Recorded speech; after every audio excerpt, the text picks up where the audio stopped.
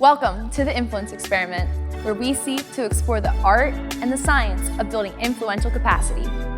Every month, we want to raise thought-provoking ideas of how you can be an investor of the influence you carry. If you're ready to journey with us, then it's time to experiment. Hey, what is going on, my fellow influencers? Welcome back to another episode of the Influence Experiment as we seek to learn the art and science of building influential capacity. Well, this episode is going to be a little bit different this time. This is actually already recorded. This happened just a while back where I got the chance to step into another podcast episode myself, where we processed the conversation of building trust with Gen Z. If you know of anyone between the ages of 11 and 26, give or take, that is Generation Z. And in this conversation, I got the chance to interact with David Eaton, who is the president and co-founder of Axis, which is a youth ministry, parent ministry, and student culture research-based organization. And then I got to hang out with Jonathan Gonzalez, who is a representative and worker of NNYM, the National Network of Youth Ministry. And we three talked and dialogued and processed over what about Gen Z? How do we serve them well? What are their values? What are the things that they wrestle with? How can we understand their culture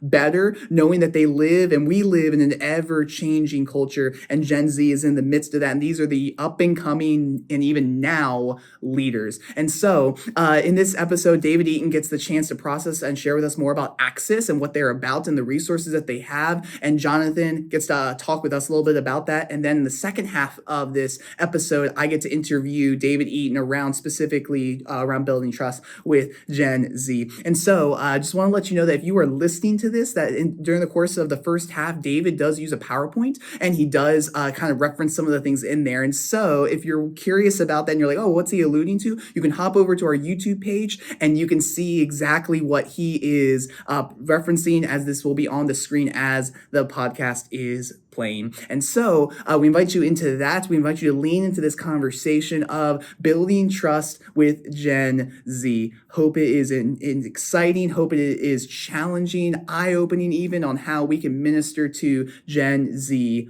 well.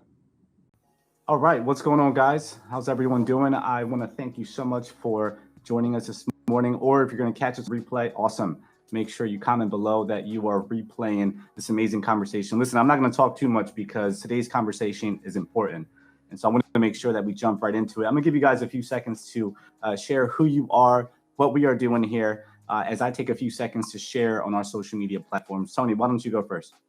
Yeah. Hey, what's up, guys? My name is Tony Villafane. I am the pastor of students and leadership development at Gateway Church in Parkersburg, Pennsylvania. I've been there for just 2.5 years now. I oversee 5th through 12th grade. I have a huge heart for just pastoring and shepherding teenagers, discipling them, being Jesus to them, while also knowing that students have the capacity to be leaders and to be influencers in the next generation. And so really just taking things within my student ministry platform as a leadership development ground for our students. I oversee a podcast called The Influence Experiment. That's a monthly podcast around how to build the art and science of influential capacity. And as we get the chance to hang out with Mr. David Eaton around Axis, I'm a huge obsessive Axis fan. And so you'll hear more about what Axis is. But man, I am probably, I could beat someone out for being the #1 fan of Axis. So yeah, that's a little bit about me. And hey, everybody, I'm David. I'm the president and a co-founder at Axis. And yeah, so excited to be on. Axis exists to connect parents, teens, and Jesus in a disconnected world. And really, the team that I'm a part of that has about 24 people on it, we are your research assistants. And we're there to help get parents back in the game and just kind of research for you all the time, so that if you have a parent who comes up and wants to talk to you about vaping, or wants to talk to you about LGBTQ, or wants to talk to you about TikTok, that you have a great resource to de-escalate them, but also help them disciple the heart of their kid. This is awesome. This is so good stuff. David, thank you so much for being here with us. Tony, thank you so much. I'm going to open up in prayer and we're going to jump right into it. Is that cool? Yeah. Sure. Let's get it. Father, we thank you so much for your goodness, your mercy, and your grace. We thank you for community. We thank you for the heart and the passion that you place in us to really go all in. and to do all that we can and leave the rest to you. I thank you for David. I thank you for Tony. I pray that this conversation again would be stamped in time, and that this conversation would be a resource and a fresh wind under the sails of parents and all the leaders that are connected to our networks. We love you. We thank you in Christ's name. Amen. Amen. Well, this is what we're going to do this morning. I am going to share a little bit about Access and really how to build trust between parents and their kids, the church community and kids, and to get resources in your hands. And then Tony and I are going to have a discussion. And so that's kind of the framework there. I'll give you some of our best content. And here we go. I'm going to just go ahead over here and share my screen. 3, 2, 1, do it. And the fun part about this is that I'm actually going to interview Jonathan and Tony in the process of this. So get ready, fellas. Right. Get ready. You are not safe. On the spot. All right. Just a few questions. I want to see how you respond under pressure. I know you can handle it. Okay. Access at the intersection of parents, teens, and Jesus. And what's great is that all of us are here because we love the next generation. And so whether we have kids ourselves who are part of the next generation, whether we got some OG like youth pastors here who've got grandkids, and really just the kids in our youth group, that we get to join parents and the church community in discipling their kids. So the fastest way to a person's heart is through their kids. And so we're going to talk about your heart as well. Access, last year we served about 585,000 unique families through a lot of different things. But right now we're at about 400,000 families and churches, about 730 churches and networks as well each month, that we wake up, the team comes into the office, and we think, how can we make your life easier? And how can we be your assistant in reaching the next generation? And just some interesting thoughts going into this is like, man, families feel quarantined right now, even though some of the bans are lifting up. And 72% of them, and when we asked them, they said they actually feel closer as a family. Doesn't mean their life's easier. Doesn't mean their life's better. It just means they feel closer as a family because of the quarantine, but they hate their screens. I mean, they hate them. They feel so quarantined. And we hear this phrase a lot. We have a lot of parents who just say, I'm tired of losing. And, or the phrase, I just feel desperate. And that's the place we get to enter into. But why do they feel that way? It's because like 46% increase in video game usage. And then, of course, nothing has really changed here, but the average age to get a smartphone is 10.3 years old, and to get social media is 11.4. And I think that the smartphone is bigger than the driver's license, bigger than learning how to drive. And I think it's almost as big as puberty as far as a life transition and what you have access to. All right, so here's my question.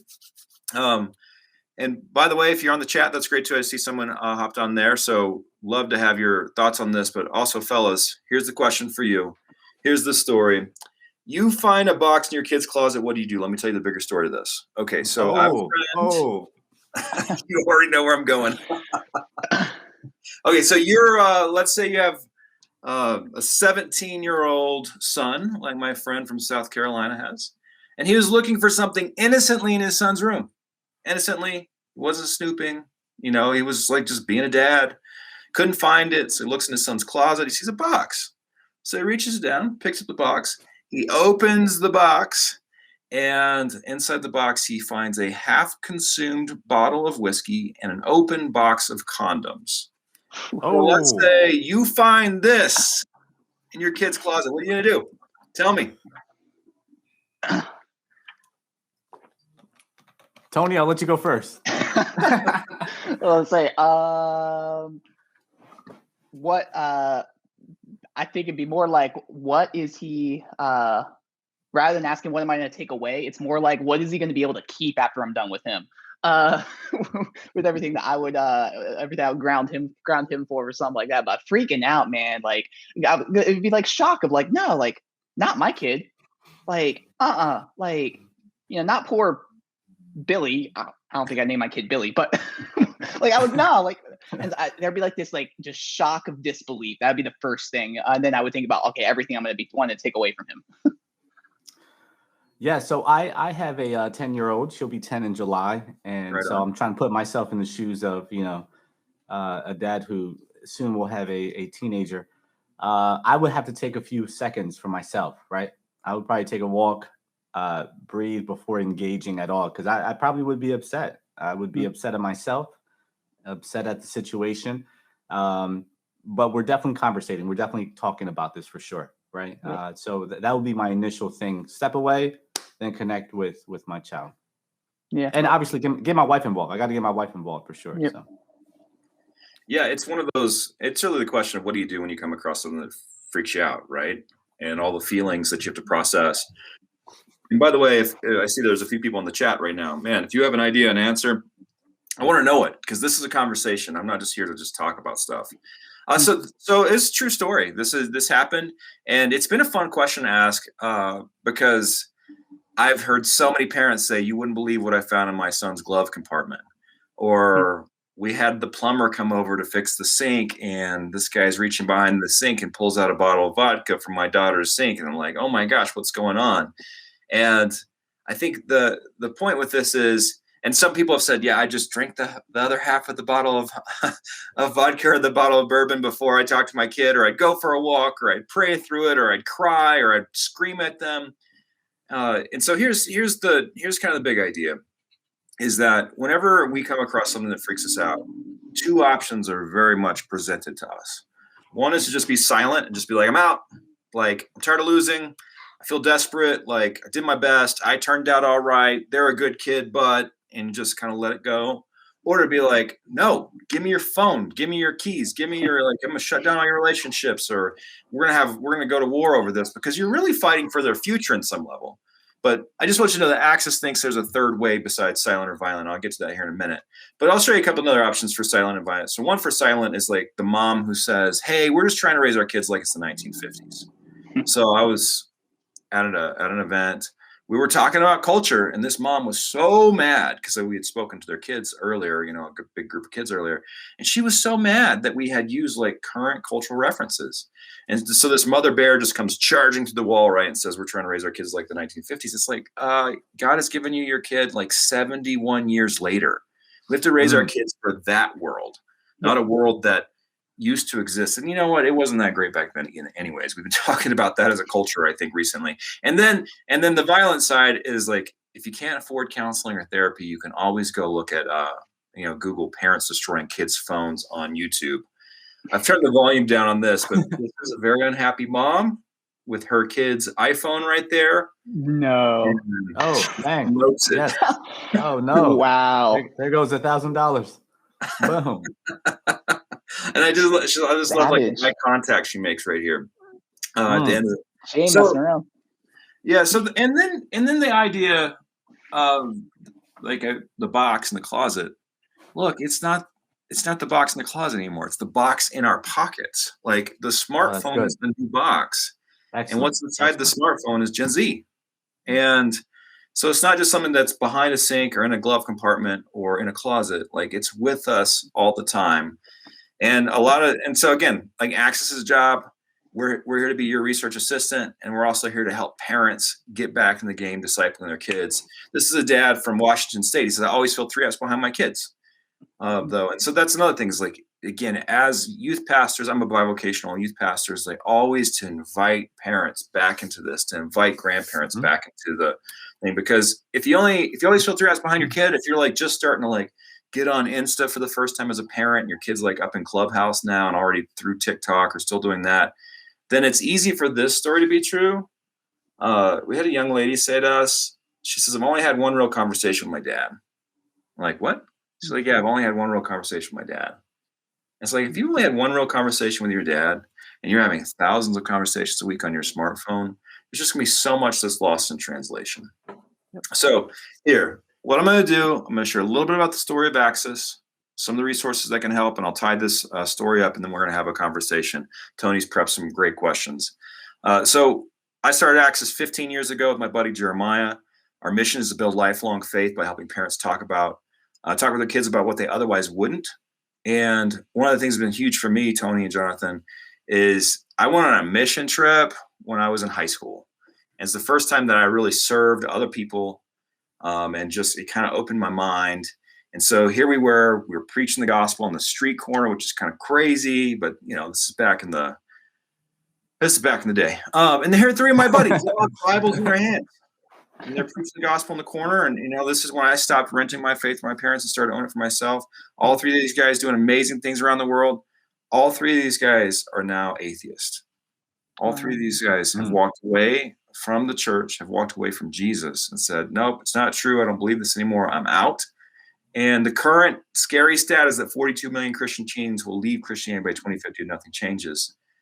And at Access, we believe the greatest intervention to stopping this is caring adults, parents, grandparents, youth pastors, teachers, coaches who are discipling the next generation. Yeah, that's right. And understanding what's going on in their world. And Tim Keller said this: I wish there were hundreds of groups like Access. We're losing the next generation. We need help from people like Access to reach teenagers. So that was a good day to have one of our book heroes do that. Okay, so what we aspire to be best at is what we call culture translation. So just imagine if C.S. Lewis and MTV, if they made a baby, they would name their baby Access. Good looking baby. Or C.S. Lewis and TikTok, or just insert your favorite meme, maybe C.S. Lewis and Baby Yoda, whatever it takes. And then Yes. And then we used to think that we were missionaries to the next generation at Access, and we were wrong. Parents are the missionaries, grandparents are the missionaries, youth pastors are the missionaries. Access is just your back office research assistant. And so at the intersection of parents, teens, and Jesus, our calling is to connect the wisdom of parents with the wonder of their kids, the wisdom of the church with the wonder of the next generation of the church. And when the world says, here are your two options, you either have to be silent and just give up or scream at your kid, we say, wouldn't it be great? Wouldn't it be awesome to be confident?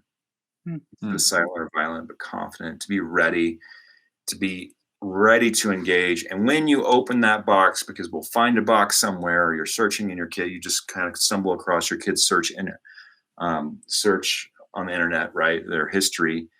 And there's going to be chances where it's like, gosh, I just want to tap out. I just want to quit. But no, it's to get in there and to open the box. So here are our resources for you. We think about these 4 different things: trends, topics, teachers, and themes. Trends, we have something called the Culture Translator. This is completely free, comes out every single Friday, has over 60,000 people on it. It says, here are 3 things that are going on this week in your kid's life and how to have non-anxious conversations about it. Then we have paid resources, and I'm going to give you a coupon for 50% off at the end of this. Oh, but swing it this way. Swing it this way, David. Well, so it's if you just put in, I thought this is kind of like a round table, so just put in like round table 50, so 50% off. So round table 50, no spaces. Use that coupon code for church. I think for like a small church, it's $250 a year total. So we're dropping that in half. For a larger church, it just depends on how big it is. But you can just print. So here, like, check this out. So this is like the youth pastor's best friend is our parent guides. Every month we create a new parent guide. We have over 100 of these. And so just imagine, you were talking about, Jonathan, you're talking about a family comes into your office and like they're, facing something with their kid. And like all of a sudden, like they decided to meet with you. They decided to come in and meet with you face to face. Like this is serious. They're feeling the urge to be silent or the urge to be violent with their kid. And so you can say, okay, this is what you're facing with your kid. Here's the information you need. Give them one of these parent guides. Text them one of these parent guides. Print off one of these parent guides. Print them off and put them on the wall if you want to. And then you start pastoring them, saying, how do you respond? Are you inviting the Holy Spirit in this conversation? And so you get to be there instead of saying, oh my gosh, you have to go figure out, the right information in this area. You'd be like, boom, here you go. We're going to help you have the right information, but now it's time to good. And then so good, excellent. And then for teachers, the other T, we've just interviewed over 200 experts from the issues of technology to LGBTQ to spiritual doubts.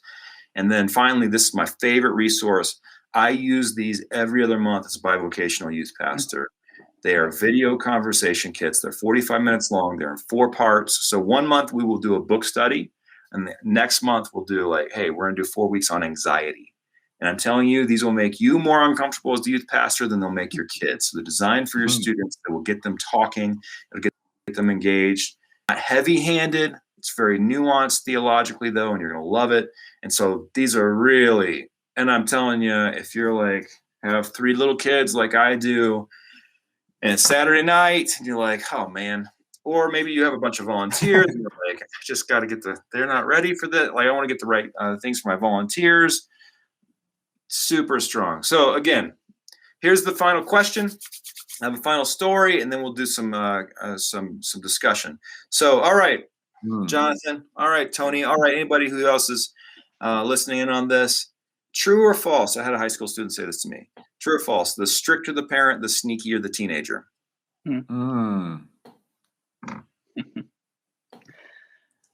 That's tough. That's tough to answer. I'll let you go first, Tony. You got it. Yeah, no, I would like knee-jerk reaction would say true.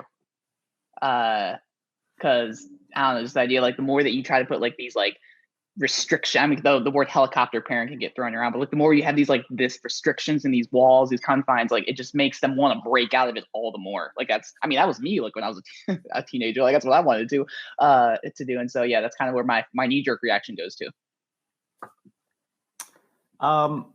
Man, I'm gonna say false. All right. I'm gonna say false because right. I feel like being strict is a good thing, right? I mean, at least we're giving them. So here's the thing: my parents got divorced at an early age, right? So I didn't have a model or a template of, hey, here's what's right, what's wrong. I kind of figured it out along the way. And I made a lot of mistakes. And so I feel like if I would have had that, it would have been awesome to have that. So I'm going to say false. That's good. Well, when this young lady in my youth group said this to me, I didn't have an answer. And I agree with both of you. I think the answer is true and false. But as I started, so what I started doing is just started asking people this question because it's a really fun question and it usually gets them to talk about their childhood and their high school years and et cetera. But I asked this Grandpa Bob, and I said, hey, strict to the parent, the sneaky to the teenager. What do you think? True or false? And he answered my question with a question. That's how you know he was on the right track. So it's like, oh, he just went Jesus on me. So he said this. He said, David, are you raising a sin concealer or are you raising a sin confessor? Ooh. Oh, bang, bang. Dude, that'll preach. So Grandpa Bob, he brought it in. Yeah, he kind of landed the plane on the heart of the issue. So with all of the things that are happening, what you need is, and what is assumed by stricter, sneakier, stricter, that dichotomy is that you are adversaries. You are on different teams and you're competing and fighting with your kids. Instead of saying, we're on the same team, we're in this together. I am your chief advocate. I'm here to help you be successful. I'm here to help you know the way, truth, and life. And one way to translate with all this is to tell your kid often, you can tell me anything. And so if you're a youth pastor, say, hey, you can tell me anything. If you're a parent or grandparent, say, you can tell me anything. And they need to hear that over and over again. And then one of these days, they might actually tell you something. And then you have to practice your I'm not shocked face and be like, ooh. Absorb it and go forward and try to find the wise path. And yeah, maybe some trends, topics, or teachers and themes can help you along the way, but really the heart of it all is trust. So you're building that trust. Because look, here's the deal. If and when you find a box in your kid's closet, what do you do? What do you do? Well, as I've been reflecting on this true story that's kind of like a parable for the smartphone, this is really important, okay? And it's not intuitive. You have to care as much about the box as what is in it. Let me explain that. So what's inside the box is this scary stuff. It's the perfectionism. It's the anxiety. It's the cutting. It's the pornography. It's the half-consumed bottle of whiskey and the open box of condoms. Whatever's inside the box, it will kill your body for sure. But the box will kill your soul. The box represents secrecy.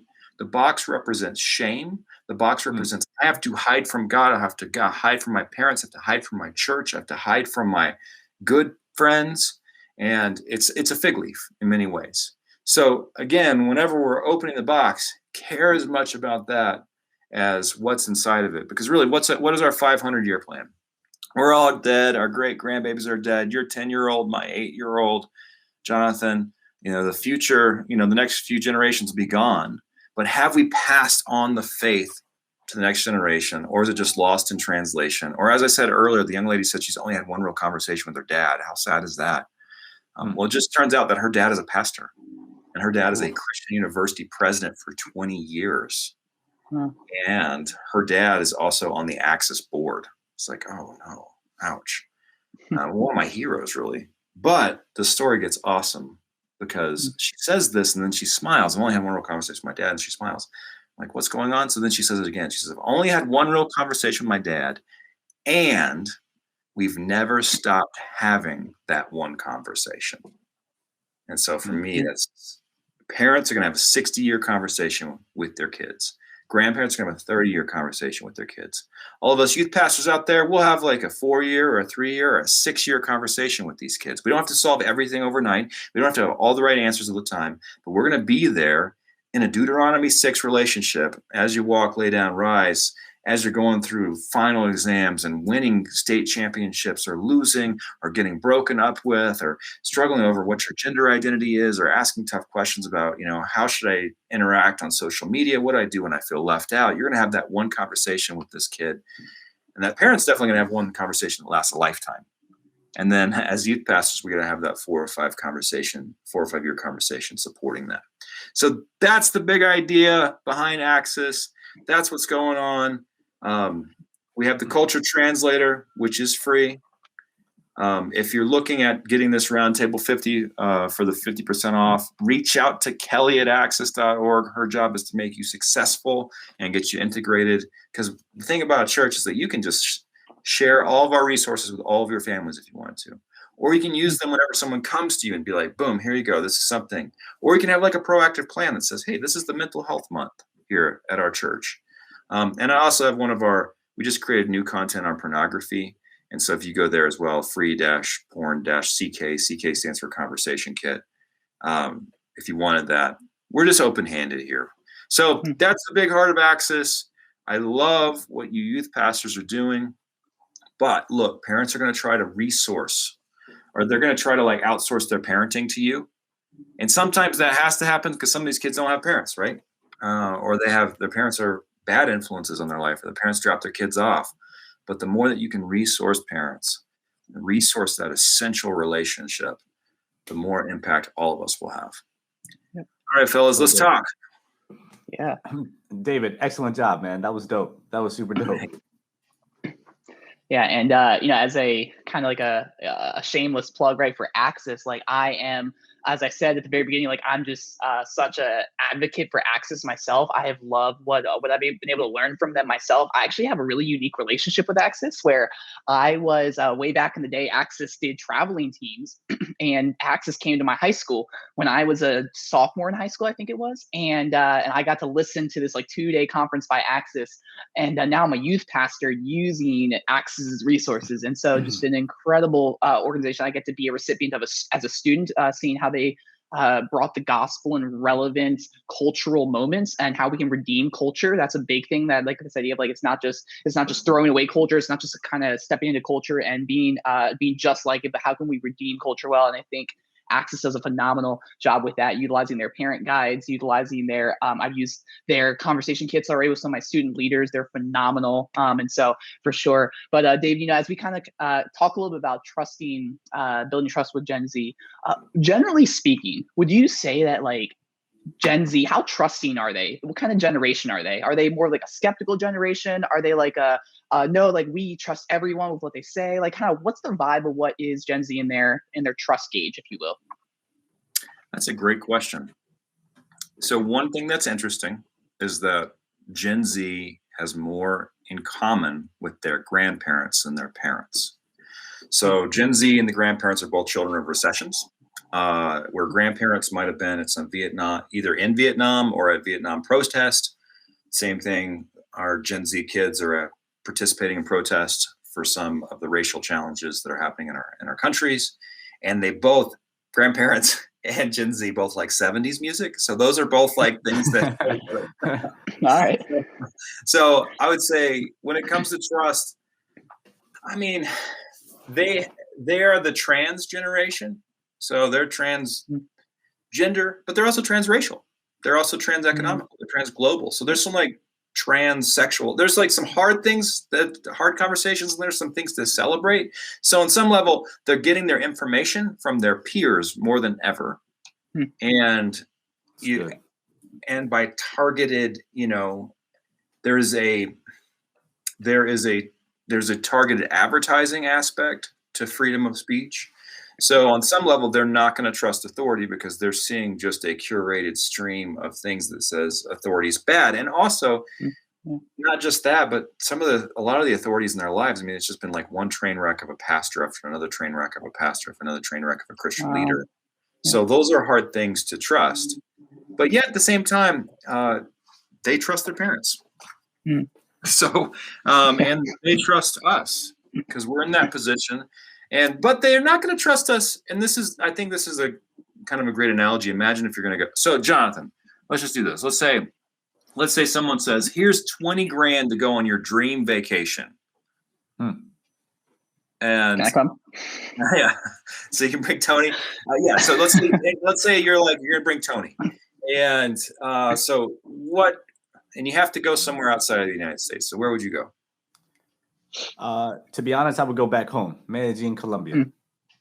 Okay, fantastic. Okay, so let's say you hop on this airplane, go back to Colombia, and you bring Tony with you.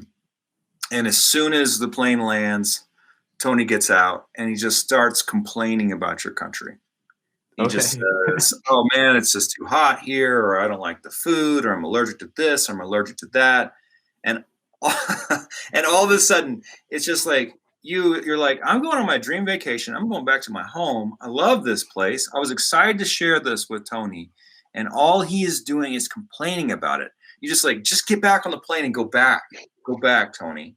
Sorry. Well, so that's the same thing that happens when a kid says, oh, check out my video on TikTok. And it's almost like the plane is landing in Gen Z, the island of Gen Z, or the country of Gen Z. And instead of being like, yeah, let me see what, who's following you? What are you creating stuff around? What are your thoughts on this? Instead of having that posture of curiosity and interest, really being a missionary to their world. And instead of that, if we just be like, TikTok's stupid. People cuss too much on TikTok. This is a waste of your time. This is hypersexualized. And if we just start off with the position of just complaining, then there's no way we're going to build trust. Absolutely. Just like Jonathan, if you land in Colombia, I'd be like, take me to your favorite places. Show me the best parts. Let's eat the best food. Let's do the most beautiful, that would be awesome. But that's the thing. So when it comes to building trust with Gen Z, got to enter in. That's good. To their country, even though they live in the same zip code or maybe the same square footage as we do, have to understand what their world is like. Yeah, no, totally. And and so also what we just established from that, Jonathan, is that apparently David's a better friend than I am. If we both go on a vacation with you, apparently, because when a phrase that comes to mind when you just said we have to step into their world rather than criticizing or whatever. There's a leadership principle that we use at our church is wow before how. That when ideas pitched is that we're going to wow it before we how it. That's good. And I think that within student culture that we kind of should try to assume that posture as well, because it's everything around us. You can critique it quite easily and say that's stupid, that's lame, that's immature, that's whatever. And so, but have this posture of let me wow it and show interest in what interests them.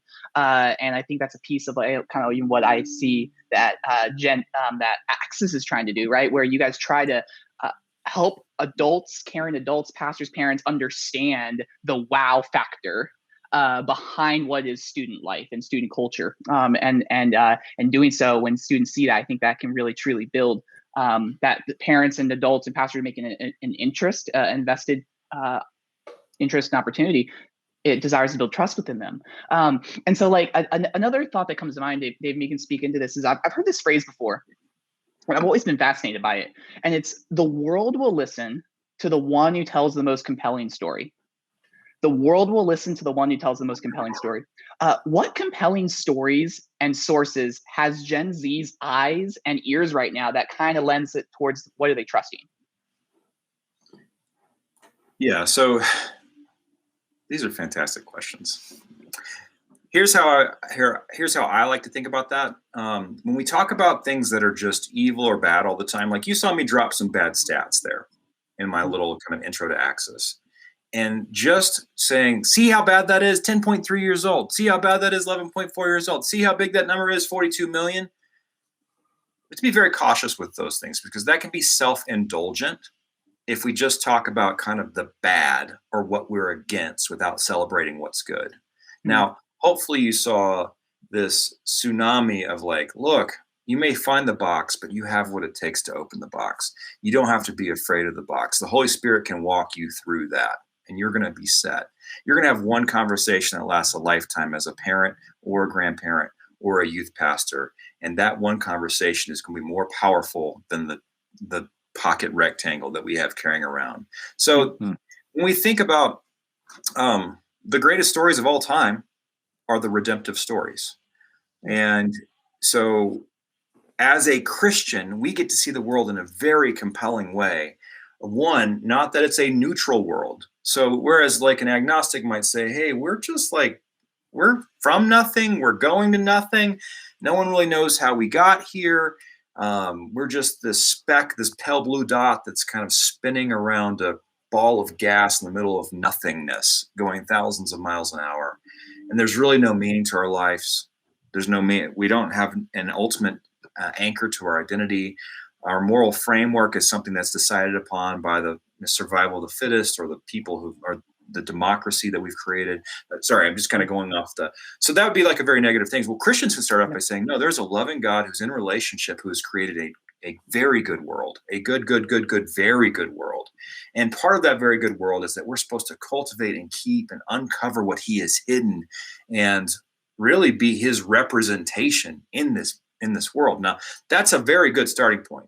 Then the story goes that everything falls apart, becomes cursed, mankind disobedience causes a separation between ourselves, each other, the created order, and our maker and our sustainer and God. So that's the fallen part. But then there's this whole redemptive story where we can redeem what's been lost. And that the redemptive stories, always watch for this. In any great movie, there will be a death and a resurrection.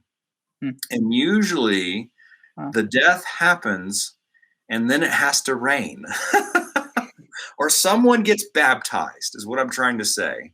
And then they resurrect. And we're always looking for resurrection stories because it gives us hope for our own resurrection story. Actually, you know what? Since we're just having a conversation, I'm doing this. Boom. This book, Country of Marriage, Wendell Berry. He's a guy who lives in Kentucky. Pretty interesting fellow. So a friend of mine gave me this book. It's not just about marriage, but and I think they wanted me to find this poem, but God led me to this poem. It's about this, it's hard to see. It's about this mad farmer. He's so angry. And there's a couple lines in here that just have really, really caught my attention and are like tattoo worthy lines. Okay. So that's how good they are. It says, let's see, where should I start? But he's, again, just imagine like being around a farmer who's just angry, because here he is, he's planting crops and he's looking at the world, and it's always about instant and pleasure, and instead of like a long commitment to the good life. But anyways, he says, praise ignorance, for what man has not encountered, he has not destroyed. So you can tell that he's really upset in that line. And he says, ask the questions that have no answers, invest in the millennium, plant sequoias. Isn't that amazing? What does it look like to plant sequoias?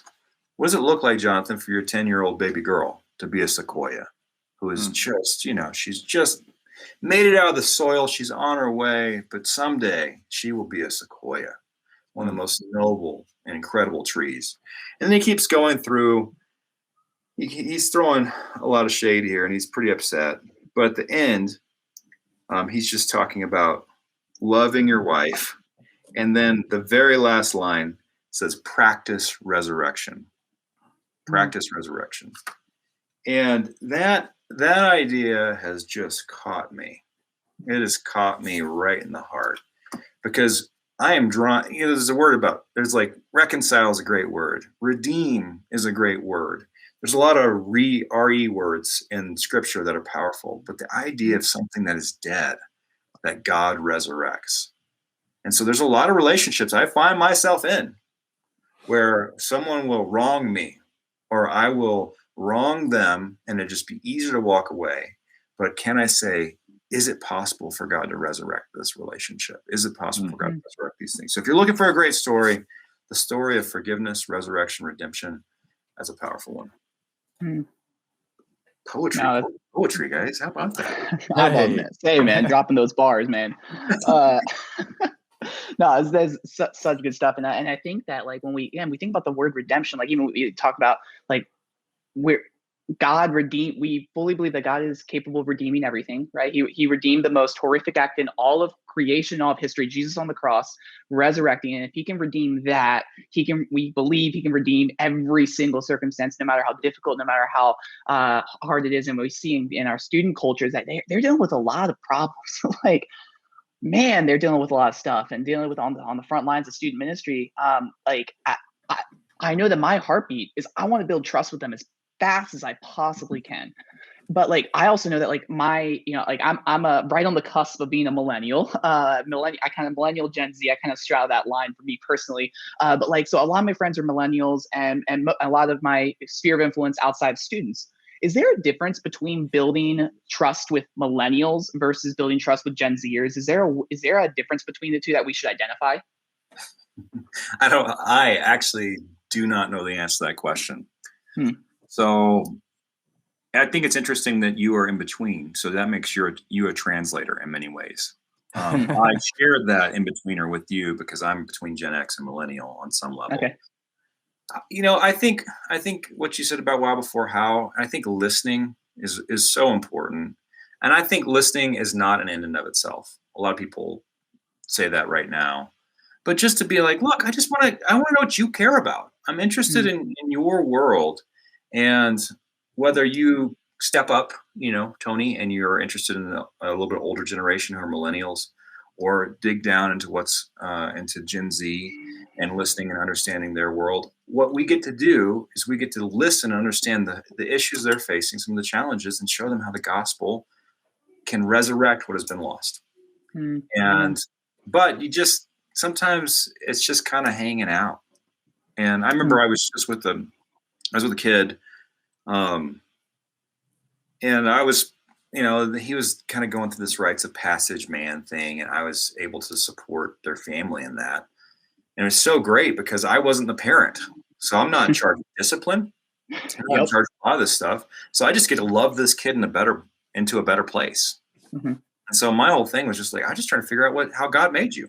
What are you interested in? And like, are you getting the support from your school or from your church to pursue some of these dreams? And man, you start helping people, scratch the surface of like the things that God has built inside of them, uncover what the Creator has hidden inside of them. That's thrilling for me as a quasi mentor. But man, that just makes them feel so affirmed, because a lot of times I think it's more of this way. It's like, can you visioneer their future with them?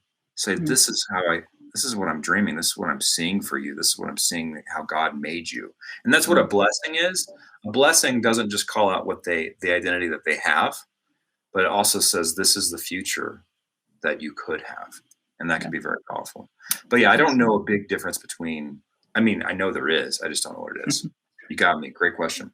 No. And it's one of those things where I was even thinking about that myself. I was like, yeah, like, is there a difference? And I don't quite know, which I was like, oh, maybe there's some interesting stuff that can come out later on about that, because as we minister to each generation, like there are, as you've identified, there are nuances, there are differences that the way that we did in the 1950s is not the way we can do it right now, right? And so knowing that there are subtleties, and how can we be on the front lines, intentional enough to see what does Gen Z actually need?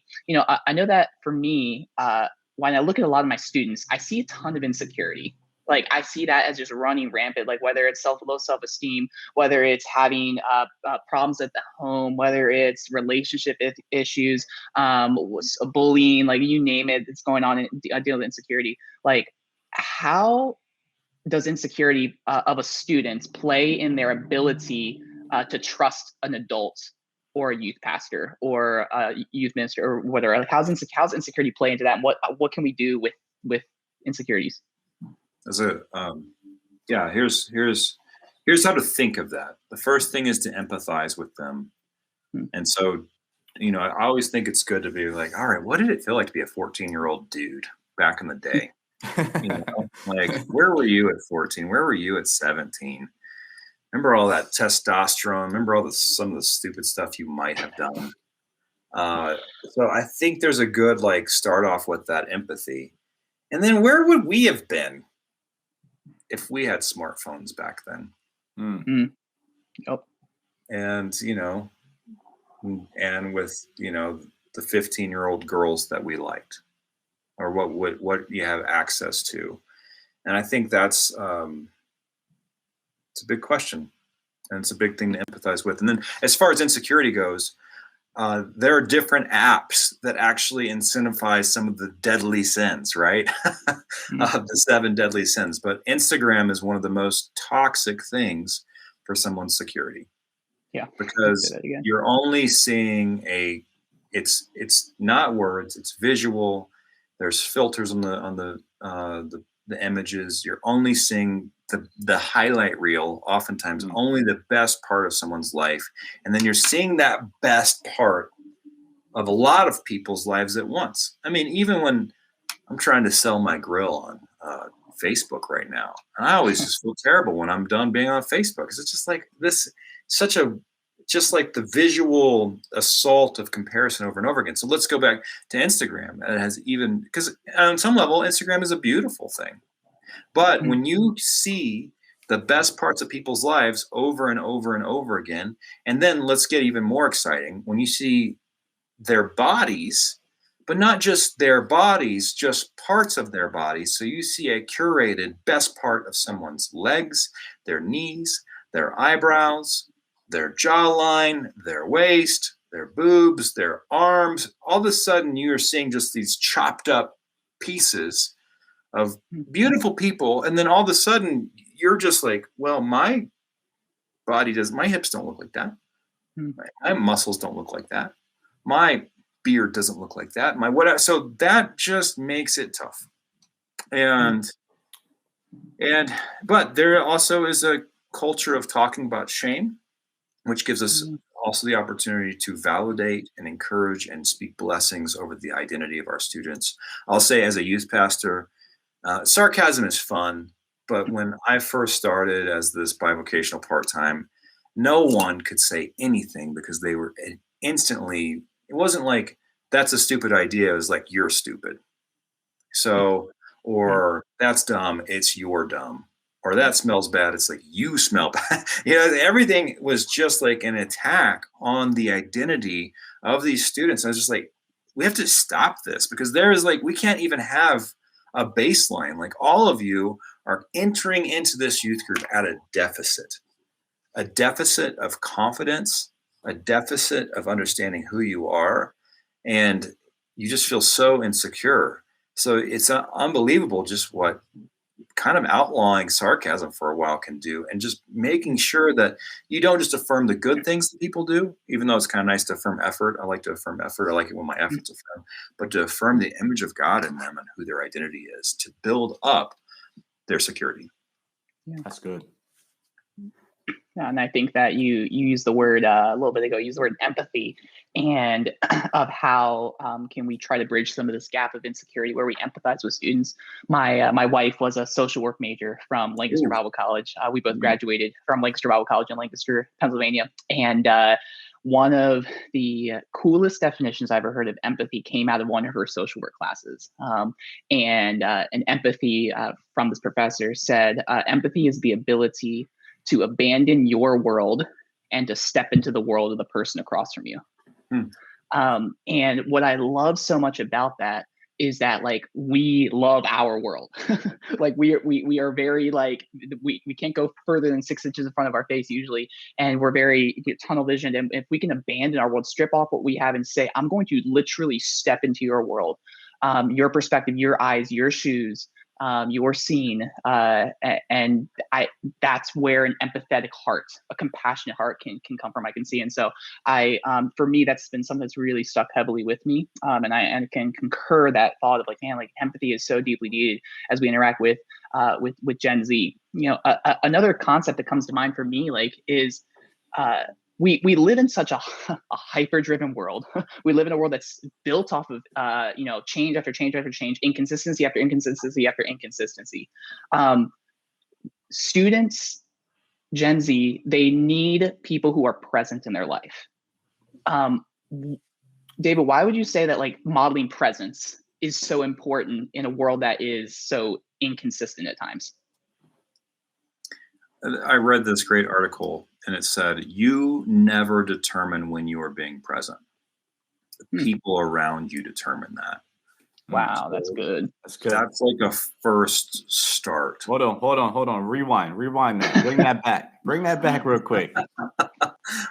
So I could say to my 8-year-old daughter that I'm being present right now. I am being here. I am with you. And it doesn't count unless she agrees. It's the people. Wow.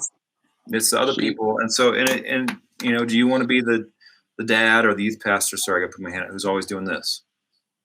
Always like, just gotta look at my phone. Gotta look at my phone.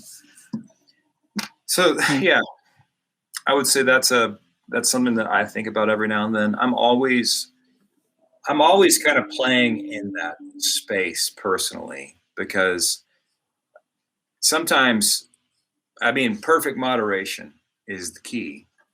But if you can't have perfect moderation, sometimes you have to have total abstinence. And so for me, that means I don't have Chrome or Safari on, or any browser on my phone. And that's extreme. And I think I'm very unusual for doing that. And it's because like, I just always want to read something. I'm like, I wonder where that ingredient came from. Or I'll go figure out this recipe. Or, is there a new place in town, that just opened up? There's a new store. I'll go check that out. Or, what if I went on a trip to this part of the country? Or, what? I wonder if anybody sent me an email. Or, so where I literally can't look up my email on my phone. And that's because I have a problem and I'm not good at being present with people. And so for me, I was trying to choose something that's way more important, which is my family, my friends, and et cetera. And I'll tell you something that's great, because the phone wants our attention. It's an attention economy, and it's designed for that. And, we just have to know that. And sometimes it's hard to overcome it. But I would encourage, or just try this out. Be your own guinea pig, Tony and Jonathan. Next time you're going to a good friend's house for dinner or for a meal, and it's going to be like a couple hours, but you're not going to be gone forever. Leave your phone at home. Go to their snap. Snap. And just try it. And it's like it feels weird, but then sometimes it can feel really good. Or if you can't do that, just leave it in the car. So that's more doable. That's more doable. Leave in the car. And we've got little kids, so if your little kids aren't with you, then sometimes it's like, maybe I should do that. But that, and for like dad advice, there was a friend of mine who's a counselor. He was just like, hey, give me some advice. He's like, just try. He's like, just try to spend 15 minutes every now and then with your kid doing something they love doing non-judgmentally. So that'd be like, hey, I just want to understand Fortnite. And I just want to enjoy it. What's good about it? Like, what do you love about this? Tell me what's funny about this. What's interesting? And just be like, you can do this with a 2-year-old, right? My kids are like playing Hungry Hippos, right? It's like, can you sit in that moment and be present? And especially if someone's going through something hard, can you sit in it and just listen, sit in the puddle and not offer advice? Trust that God can lead that person to a solution, can lead them in wisdom. And sometimes they don't need to hear from you. You're not the voice of the Holy Spirit in that situation. So you're just best to keep your mouth shut and just be there. So those are things that have worked. But I'm trying. That's good. Yeah, but how often do we think we're the voice of the Holy Spirit in our students' lives, in our kids' lives, and we think, man, we are God's gift to this person in this moment with what I have to say. When so often it's literally just shut up and be present, like give a listening ear, just like you said, show interest and celebrate what's good. And they're like something as simple as Fortnite. I can promise you that I know that could make a significant impact on us kids' life, a student's life. You just sit with them and ask them about that kind of stuff. And like, man, like even if I okay, so like I'm interacting with students, I'm trying to gain their trust. I'm modeling presence. I'm asking good questions. I'm appreciating what I'm like them and what I see, their talents or whatever. But then I starting closer with this person, and I noticed that, man, they have some unhealthy sources of where they gain their trust or where they put their trust in, whether that's a certain app, whether that's a certain relationship. Just something has their ear that I can see may not be the most healthy or the most godly. How do I challenge that? How do I challenge them well without Bible thumping them? Or like, how do you challenge that well without, again, trying to like be a jerk about it? Yeah. All right. I guess the first question is, are you personally leading an exam in life? And would they be able to say, where they can see you pursuing your own growth? I mean, you can only change yourself, right? You can't change other people. God can change other people and work through them. I think that is a very tough question that you ask, because sometimes it is so clear how toxic things are. And you can just see them start to implode. So at Access, we like to ask questions, and sometimes it just, you have to trust the Holy Spirit to guide you and to be wise in different situations. I love the proverb that says, "Answer a fool according to his folly," and then right after that, it says, "Don't answer a fool according to his folly." So sometimes you need to show the mirror and just say, "Look, you're being a fool," and other times it's just like, "No, I'm going to live a wise life," and be in that process. Okay, so what we like to do is start off by saying, what is good about this? Then what is missing? Then what is confused? Then what does Scripture say? And so sometimes that's a good path forward. Sometimes celebrating what's awesome about something can be very important, as opposed to nagging on it, because then you can start saying, look at how awesome that is. But man, this is manifesting itself in a toxic way over here. Is that really what Instagram is supposed to do? Is it really supposed to crumble your mental health? How is that making you? Sorry, I'm kind of attacking Instagram right now. And honestly, so there's an artist named Tame Impala, and I listen to his albums when I'm in the airport a lot of times. I don't know, it's kind of like I think they would call it like new psychedelic music. So I'm not saying he's a good person, okay? But sometimes it's just got that kind of rolling kind of groove to it that I enjoy. But he has a line, and one of his songs that won't let me go, and his line is, "Maybe fake is what I like." And so there'll be times where Lindsay, my wife, says, "Maybe fake is what you like." And I'm like, oh, because really we'll see something and it's like, oh, you enjoy having these followers, or you enjoy, posting or looking at this. But really, that's what you really like, is you really want intimacy. The APA says Gen Z is the most connected generation of all time and the most disconnected at the same time. They have another word for it, but I forgot what it is. But anyways, it's like, hey, you're connected via technology, but you're lacking the intimacy that you need. And so all the time is like, we're just watching our friends eat these empty calories, when it's like, what you really want is nutrition. And you are just starving yourself. And it's the idea of, man, maybe fake is what you like. So sometimes the best way to do that is to introduce them into a new path, a new type of food to eat, a new, hey, like you're like going after this. Well, what if we all had dinner tonight, had a tech-free dinner, and just got to know each other better on that level and built into that relationship.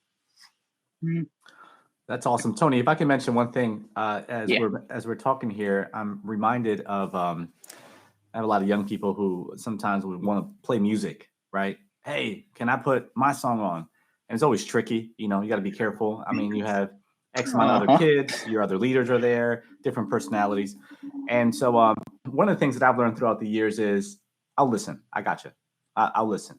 And I'm hearing, and I'm obviously not agreeing with some of the content or the words, but then I try to grab and say, listen, the instrumental, dope, awesome, on point. The production aspect of it, incredible. They are doing their thing. The part where they're telling me to pop a perk, not cool. Think about it, not cool. The part where they're telling me to do this and that, that's not cool. Imagine someone treating your mom or your little sister like that. You hear what I'm saying? So, and then I introduce something as an alternative, something that sounds pretty dope, or just something that does not have that demeaning and that dark, thing that so affects each and every one of us, especially a young person. So I love to listen and enter into their world and then point out the awesomeness, but then also just point out like, bro, that's whack. That's gonna send me to jail. I'm gonna get locked up. I'm gonna lose everything that I've worked so hard to get. I'm gonna get knocked off the mountain. And do you hear what I'm saying?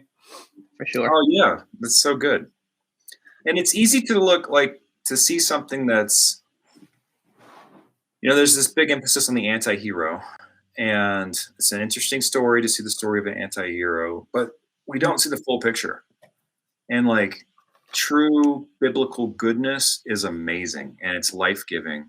Sure, it's hard sometimes, but you hear these songs, you see these movies that only show the high without the hangover. And I was like, you guys remember the band, the Cranberries? You may not, but anyways, they have this song called Zombie. It was older. Anyways, I just heard it. We were listening to some 80s music the other day and 90s music. And I was like, I wonder what happened to them. And I was like, okay, I'll Google it. Oh, the lead singer drowned in a bathtub, drunk. Oh.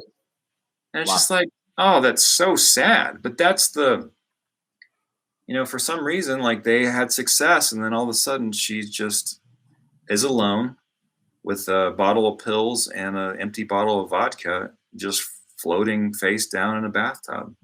And that's the part you don't.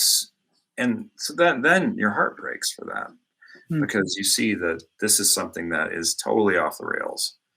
But in the song, it just sounds like, well, I kind of want to try a Percocet.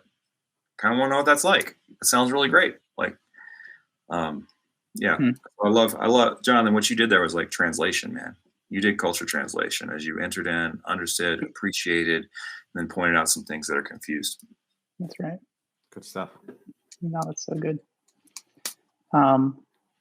And Dave, what would you kind of say is, even to some parents who are just in some needs of words of encouragement, man, how can I do, I'm tired. I want to do this right. I don't know if I have the energy, losing battle after losing battle, or what kind of words of encouragement would you give to them? Yeah, I would say, don't give up. You have what it takes. There is no one more influential than you. There is no one who's going to fight for your child's heart more than you are. Your kid could be the next president of the United States, or they could be in prison, and you are going to be there with them. You're going to be praying for them. You are going to be advocating for them. And there are going to be a lot of amazing other caring adults that come and go in your kid's life. Youth pastor is going to be one of them, maybe an awesome coach here or there, a really good teacher, or a grandparent, or et cetera. But you are the parent in their life, and God has called you to disciple them. You can't control the outcomes. They are God's kid. They're not your kid, but you get to steward and encourage and shape that. So, and when you come across things that make you feel like you want to retreat and be silent or be violent, reach out to your church, reach out to your community, reach out to your youth pastor, reach out to Access, and keep living into that one conversation that lasts a lifetime. Yep. That was so good. Listen, David, Tony, thank you guys so much. For taking time. Thank you for having this conversation. Again, this is Let's Talk Youth. We've been, this has been such an awesome series. I wish we had more time, and maybe we can do a part 2. What do you think, David? You down to do a part 2 at some point? I'm always open. Always open. Excellent. I could totally see, Tony, I'm just speaking out loud. I could totally see us doing a conference out here by the Jersey Shore and having David come out and get as many youth leaders, parents, and fill up some of the space that we have here that we're blessed with at the Ocean City Tabernacle. So listen, if you logged on, thank you so much. You guys were so consistent with those who were logged on all the way through. We'll be back with more. If you're catching the replay, do me a favor and share. I need you to jump on the mission with me. You know how it works. Y'all already know what we need to do. Like, comment, and share. And let's get this thing out there. If you absolutely miss everything, we do have a YouTube channel that you're able to catch the replay on, where you can take your time and really capture the nuggets. I mean, a lot of wisdom was just shared. So I encourage you guys to catch the replay. Again, thank you so much, and we'll catch you on the next one. Peace. Man, that was a ton to take in. I hope that it wasn't too overwhelming. I hope that you got some nuggets of wisdom and insight and things to even ponder of how you can interact well with Gen Z. And hey, I just want you to know, if you call Gateway Church your home, I just want you to know that we've actually financially invested into Access, and we have a church license that we are able to kind of distribute resources from them. And so just know that, man, you can reach out to me. I'd love to connect you with some Access resources if you are interested in that. So please don't hesitate to reach out to me if that is the case for you. Thank you so much for kind of leading to this. I know it was a longer one, but you just want you to know that you are appreciated and that you're willing to listen to a full episode around ministering and investing and knowing how to build trust with Gen Z. So we hope that you'll join us next time as we seek to learn the art and science of building influential capacity. Catch you next time.